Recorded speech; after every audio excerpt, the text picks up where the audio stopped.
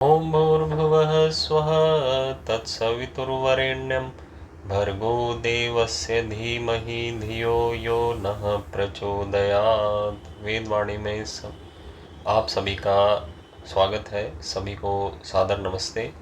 आइए जो वेद के उपांग हैं अर्थात हमारे दर्शन शास्त्र हैं उनका अध्ययन करें। सांख्य दर्शन है जो कि कपिल मुनि के द्वारा लिखा गया है। यह भी मोक्ष शास्त्र है, मोक्ष को देने वाला है। जैसे मोक्ष का भी, जैसे वेद का भी प्रतिपाद्य विषय ईश्वर अर्थात मोक्ष है, ऐसे ही इन दर्शनों का भी मुख्य विषय ईश्वर है। और ईश्वर की प्राप्ति द्वारा दुखों से निवृत्त हो जाना और परमानंद की प्राप्ति करना, यह इनका उद्देश्य है। तो यह कपिल मुनि ने लिखा है। आइए इसके प्रथम सूत्र का अध्ययन करें। सूत्र कहता है, अथ त्रिविध दुखात्यंत निवृत्तिर अत्यंत पुरुषार्थ, कि अब जो तीन प्रकार के दुख हैं उनकी अत्यंत निवृत्ति, उनका अतिशय अभाव हो जाना, यह अत्यंत पुरुषार्थ है, परम पुरुषार्थ है। पुरुष का परम लक्ष्य है, परम पुरुषत्व है। अथवा जो हमारे मानव जीवन का परम लक्ष्य है, यही परम सफलता भी है, इसी को कैवल्य भी कहा है। तो यह जो दुख की अत्यंत निवृत्ति है उसको परम पुरुषार्थ कहा है। तो पुरुषार्थ के भी एक अर्थ है पुरुषार्थ का। तो इस पद का तात्पर्य है पुरुष का अर्थ अथवा प्रयोजन। तो पुरुष अर्थात जीवात्मा के दो प्रयोजन हैं, भोग और अपवर्ग।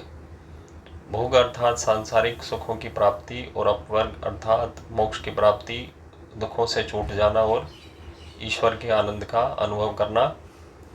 तो भोग प्राप्ति पुरुषार्थ है, किंतु अपवर्ग अर्थात मोक्ष की प्राप्ति यह अत्यंत पुरुषार्थ है, परम पुरुषार्थ है।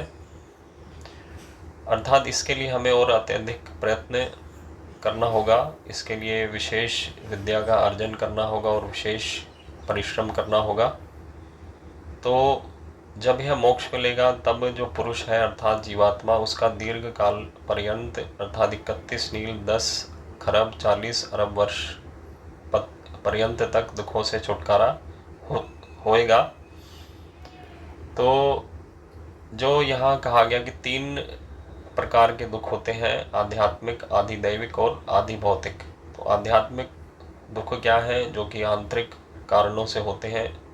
तो इसमें भी दो है प्रकार, एक शारीर और एक दूसरा मानस। तो शरीर के वात पित्त कफ आदि की विषमता से अथवा आहार विहार आदि की विषमता से जो दुख उत्पन्न होता है उसे आध्यात्मिक शारीरिक दुख कहते हैं। अर्थात इनमें हम शारीरिक रोगों को ले सकते हैं, जो कि वात पित्त कफ आदि की विषमता से इनके किसी एक जो यह जो वात अथवा पित्त अथवा कफ यदि हमारे शरीर में बढ़ जाते हैं, इनमें से कोई भी एक, तो उससे रोग होते हैं। तो ऐसे ही आहार विहार यदि हमने विषम कर लिया, जो ठीक नहीं है, अति कर ली, न्यूनता कर ली, अथवा ठीक प्रकार का भोजन नहीं किया, उससे भी रोग होते हैं। और एक दूसरे प्रकार के यह आध्यात्मिक दुख है, जो कि मानस दुख है, जो कि मानसिक रोग समझ सकते हैं, जो कि काम क्रोध लोभ मोह मत्सर आदि मनोविकारों के कारण उत्पन्न होते हैं। तो मत्सर अर्थात ईर्ष्या द्वेष इत्यादि, तो इनसे भी हमें दुख की प्राप्ति होती है।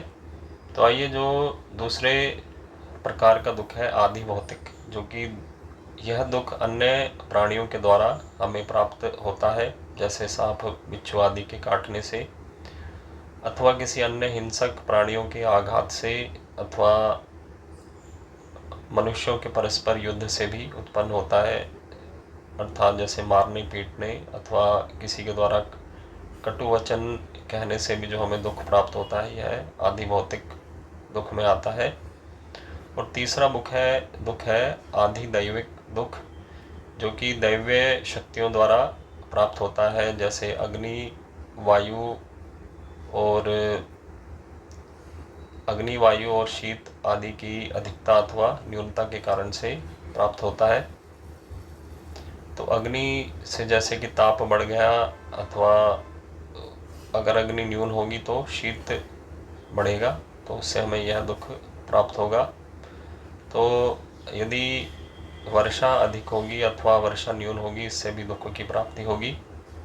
तो यह दुख वर्षा, धूप, हिमपात, विद्युतपात, भूकंप, वायु आदि के उत्पादों से उत्पन्न होता है, इसलिए इसको आदि दैविक दुख कहते हैं। तो यह बाह्य कारणों से है, आंतरिक कारणों से नहीं है। तो इसमें जो देव होते हैं, अग्नि, वायु, जल आदि, ये अधिक होंगे या कम होंगे।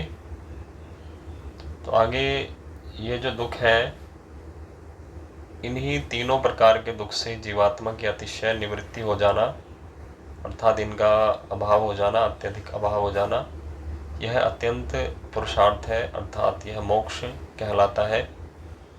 तो हेतु, हानोपाय, इन 4 व्यूहों अथवा समूहों वाले इस मोक्ष शास्त्र के 2 व्यूह हे और हान का सूत्रकार ने संक्षेप से यहाँ निर्देश किया है। हे कहते हैं त्रिविध दुख को, और हान कहते हैं त्रिविध दुख की अत्यंत निवृत्ति को। तो एक शंका यहाँ उपस्थित होती है कि महर्षि कपिल ने दुख निवृत्ति के साथ साथ परमानंद प्राप्ति को अत्यंत पुरुषार्थ व मोक्ष क्यों नहीं कहा है। तो इसका समाधान यहाँ दिया गया है कि परमानंद की प्राप्ति विवेक ज्ञान का साध्य नहीं है, अपितु दुखात्यंत निवृत्ति ही विवेक ज्ञान का साध्य है। तदंतर अवश्यम भावी होने से वह अर्थात परमानंद अनायास प्राप्त हो जाता है। अतः महर्षि ने दुखात्यंत निवृत्ति को ही परम पुरुषार्थ कहा है। और जैसे कि 6ठे अध्याय में सूत्र है, सुख लाभ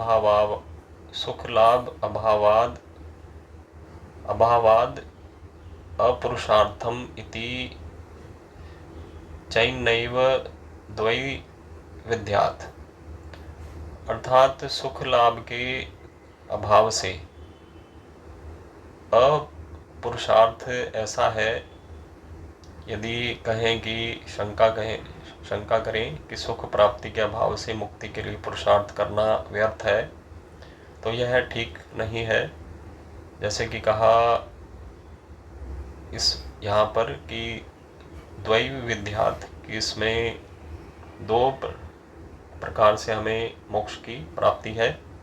तो मोक्ष में दोनों प्रकार का अस्तित्व होता है, दुखों की अत्यंत निवृत्ति के साथ साथ परमात्मा के आनंद स्वरूप का भी साक्षात अनुभव होता है, अर्थात परमात्मा के आनंद की भी प्राप्ति होती है। तो यहाँ परम सुख अर्थात परमात्मा से प्राप्त होने वाले आनंद के लिए प्रयोग किया गया है।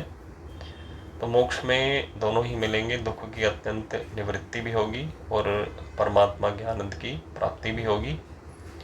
तो इसलिए कोई यदि कहे कि सुख के ना प्राप्त होने से तो इसका कोई लाभ नहीं है पुरुषार्थ करने का, तो यहाँ उस शंका का निवारण हो गया कि परमात्मा के आनंद की प्राप्ति भी होगी।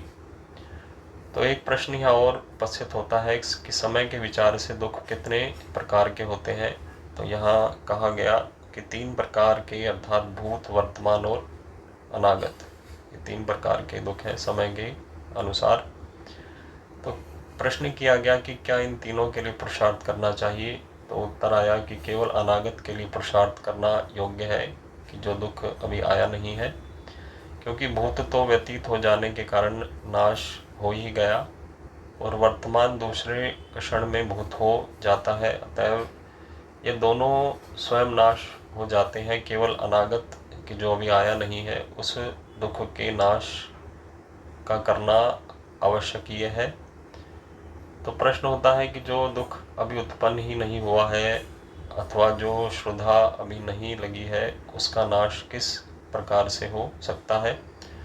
तो उत्तर दिया गया कि कारणाभावात् कार्यभावः, वैशेषिक दर्शन का सूत्र है कि कारण के नाश होने से, कारण के अभाव होने से कार्य का भी अभाव हो जाता है, तो उसका नाश हो जाता है। अतएव दुख के कारण का नाश करना चाहिए, क्योंकि कारण के नाश से अनागत दुख का नाश हो जाता है।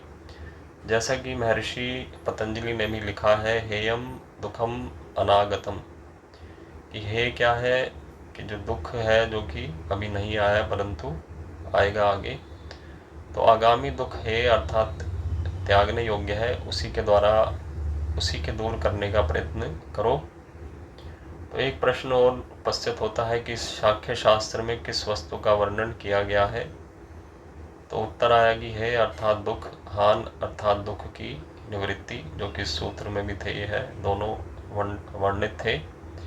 फिर यह दो और आगे आएंगे, हेयम हेतु अर्थात दुख के उत्पन्न होने का कारण, और हानोपाय अर्थात दुख के नाश करने का उपाय। तो यह संक्षेप में इस सूत्र का हमने अर्थ जाना, और कि जो अत्यंत पुरुषार्थ है अर्थात जो परम पुरुषार्थ है, वह है 3 प्रकार के दुखों की निवृत्ति होना, उनसे छूट जाना, उनका अभाव हो जाना। तो यहाँ अत्यंत का अर्थ यह नहीं है कि अनंत प्रकार से इस दुख की निवृत्ति होगी, कि इसका कोई अंत ही नहीं होगा फिर आगे, परंतु ऐसा नहीं है। अत्यंत का यहाँ अर्थ अत्यधिक है, अतिशय है, क्योंकि मानव जो इसकी प्राप्ति के लिए पुरुषार्थ करेगा तो वह शांत है।